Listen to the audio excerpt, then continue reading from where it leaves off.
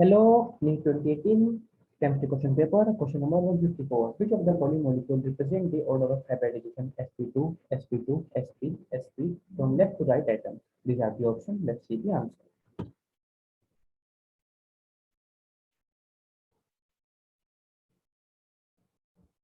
Number of orbitals requiring hybridization is equal to number of sigma bond around each carbon atom. So we can clearly see option 3. Let's find out.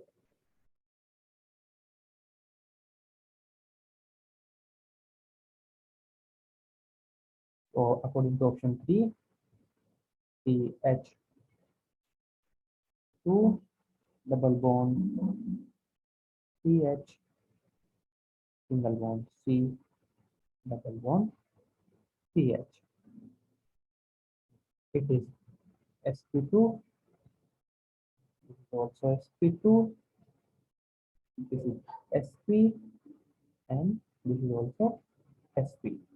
So the correct answer is option 3. Thank you.